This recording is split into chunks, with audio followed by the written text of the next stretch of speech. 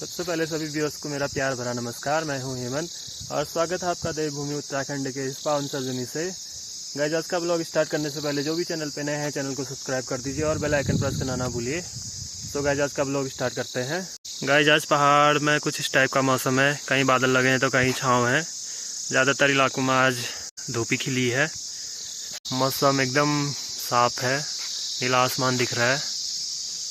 तो गाइस, ये है बुबू। तो बुबू से अब आगे के बारे में और भी पूछते हैं।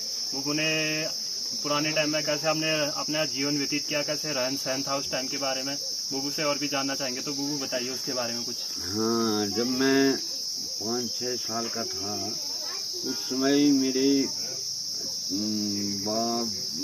बाप दादा लोग जो थे बड़े बलवान टाइप के थे। तो उन्होंने ये खेती बाड़ी खोद खाद के और बैलों से जुताई करके खेती बाड़ी काफ़ी मेहनत करते थे। अच्छा। तो यहाँ मतलब सीजन अनुसार सीजनल खेती बाड़ी भी करते थे, जैसे धान बोना, माजीरा होता है, मड़वा हो गया और कौड़ी हो गई। कौड़ी क्या होता है? कौड़ी एक मोटी बाल होती है, जैसे माजरा की बाल देखी है ना। हाँ। तो माजरा की बाल में उंगलियां जैसी निकली रहती हैं, कौड़ी की बाल सफेद मोटी होती है। अच्छा। हाँ, तो गहत हो गया और ये भट्ट होते थे, काली भट्ट, और वो भट्ट तो अब लुप्त हो चुके हैं। गहत भी लगभग यहाँ लुप्त हो ही चुके हैं। वो खेती बातें ही लुप्त हो गई अब तो। हाँ, अब तो कोई बो ही नहीं रहा खेती। और यहाँ चौलाई भी काफी उगती थी। अच्छा। और चौलाई फिर उसके बीज को सुखा के रखते थे लोग, जो शिवरात्रि में उसके लड्डू बनाए जाते थे।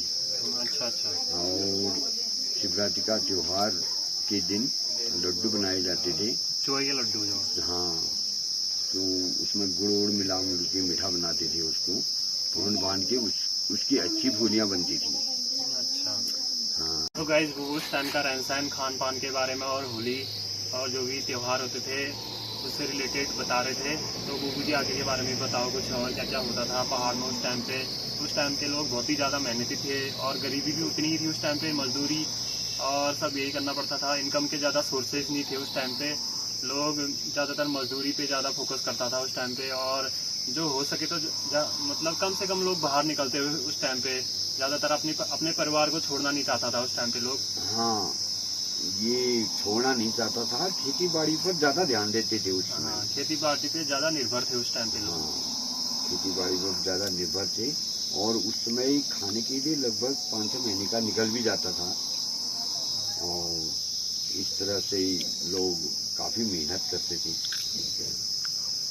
बड़े मेहनती लोग थे उस समय के।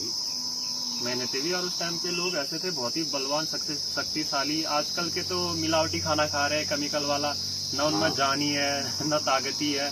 उस टाइम के लोग तो पत्थर को भी फोड़ देते थे हाथ से। इतनी ताकत होती थी उस टाइम के लोग, एकदम भीम के समान ताकत होती थी उस टाइम के लोगों पे। भीम पलाशी समझ लो उसको। उस समय के लोगों को ये कुल्हाड़ी से अगर पेड़ कहीं गिराना है तो बुरी तरह उसके छितड़े उड़ जाते थे।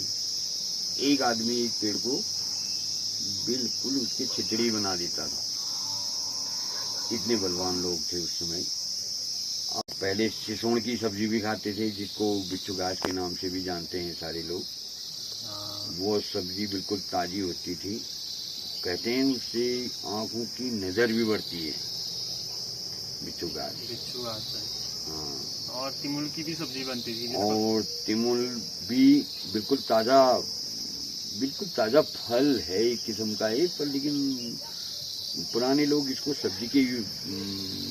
सब्जी में ही यूज करते थे। हाँ, तो गाइस, तिमुल को हिंदी में अंजीर बोलते हैं।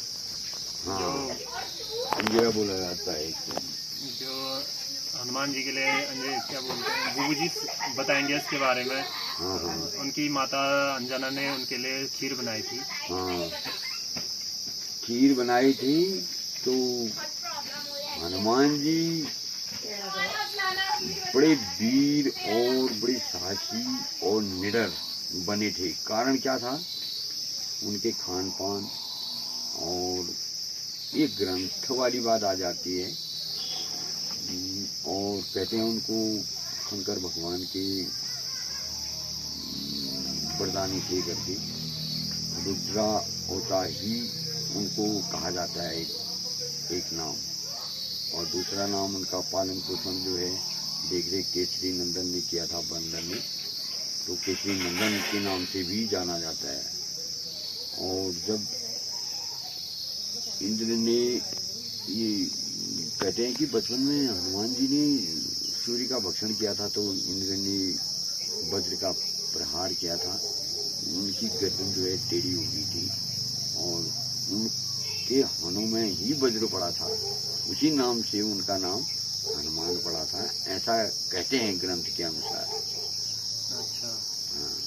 तो वो थोड़ा ग्रंथों का भी ज्ञान बता दीजिए। आप इतना बोल ही दिया तो आपने ग्रंथों के बारे में भी थोड़ा संक्षेप में बता दीजिए। हाँ, ग्रंथों के बारे में अब जब मैं अपने आँख के इलाज के लिए पंजाब गया था, तो पुस्तकालय में गया अपने मित्र वर्ग के साथ, तो मेरे को एक किताब मिली थी वहाँ।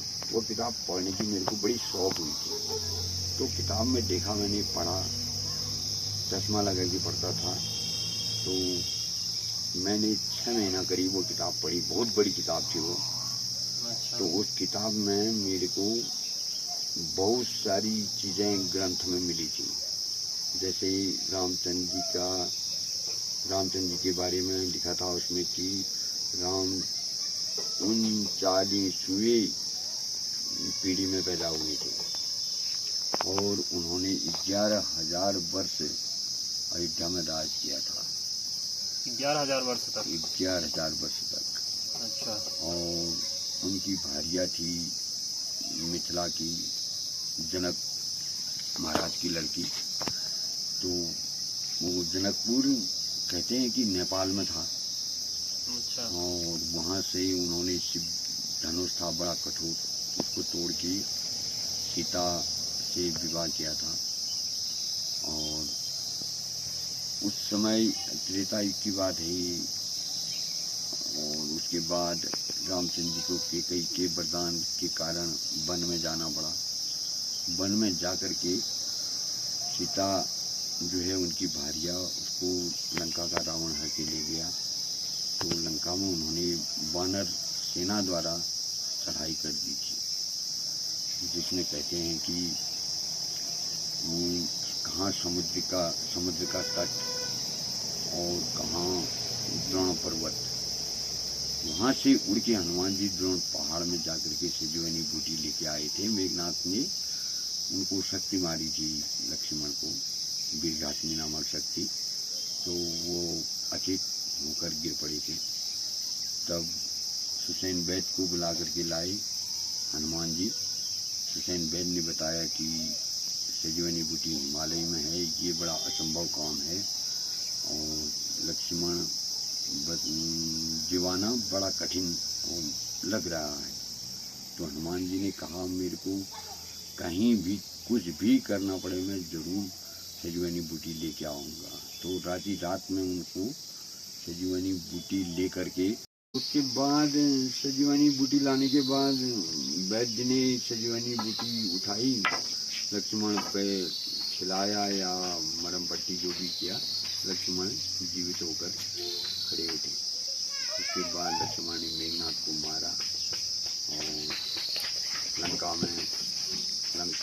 लंका का रावण जो था उसको प्रभु राम ने मारा था। मारने के बाद फिर विभीषण को राज दिला करके वो वापस अपनी अयोध्या नगरी को लौट आए थे। अच्छा। हाँ। तो वैसे बुबू ने काफ़ी ज्ञानवर्धक चीज़ें बताई और पुराने समय की बातें भी बताई, और थोड़ा बहुत रामायण के बारे में बताया, और पुराने टाइम का रहन सहन, खान पान, और जैसे बेरीनाग और तिपरा देवी की स्थापना कब हुई, इन सब चीज़ों के बारे में बताया। बुबू के पास ज्ञान का एक भंडार है, जितना भी ज्ञान ले लो इनसे उतना कम होगा।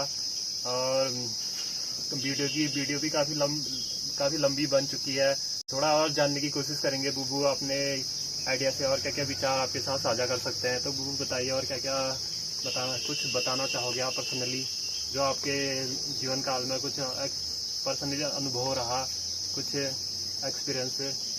हाँ, इस तरह का होता था। और खेती बाड़ी में भी काफ़ी रुचि रखते थे पुराने लोग, और फार्म या जॉबरिंग करने में भी काफ़ी रुचि रखते थे। और इस तरह के काफ़ी मेहनती लोग थे पहले। मैंने भी खुद काफ़ी मेहनत कर रखी है। 17 साल मैंने भी नौकरी की थी एक जगह, और 7 साल एक जगह की, वही अंधकार में। 17 साल टोटल कितने साल बुबू? 24 साल नौकरी की। 24 साल मतलब एक अंधकार जीवन में बुबू ने नौकरी की। आजकल के युवा मतलब 2 हाथ 2 पाँव और 2 आंखें होते हुए भी नौकरी नहीं करते हैं। मतलब बुबू ने 24 साल अंधकार में रहते हुए भी उस टाइम पे नौकरी की। उस टाइम का जीवन बहुत कठिन होता था, फिर भी बुबू ने उस टाइम नौकरी करके अपना परिवार का भरण पोषण किया। पता चल रहा है बुबू कितने मेहनती थे। अगर आंखें जो होती बुबू क्या क्या करते हैं उस टाइम पे? अब कुछ नहीं, अब तो लड़का अपना कारोबार संभालने लायक हो चुका है और काफ़ी पैसा कमा लेता है। मतलब काफ़ी का मतलब भरण पोषण हो जाता है मतलब परिवार का। तो गाइस ये बुबू थे, और फिर कभी और मिलेंगे तो इनसे और कुछ और ज्ञानवर्धक चीज़ें पूछूंगा मैं इनसे। हाँ। आगे के लिए। तो गाइस ये ब्लॉग अब यहीं पे एंड करते हैं आज का। तो ब्लॉग में आपको जो कुछ भी अच्छा लगा लाइक शेयर सब्सक्राइब और कमेंट कर देना। हो सके ज़्यादा से ज़्यादा शेयर करना अपने ग्रुप्स में, अपने फ्रेंड्स में। और तो आज का ब्लॉग यहीं पे एंड करते हैं। अपना ध्यान रखिएगा, और जहाँ कहीं भी हो स्वस्थ रहो, मस्त रहो और हेमंत ब्लॉग्स को देखते रहो।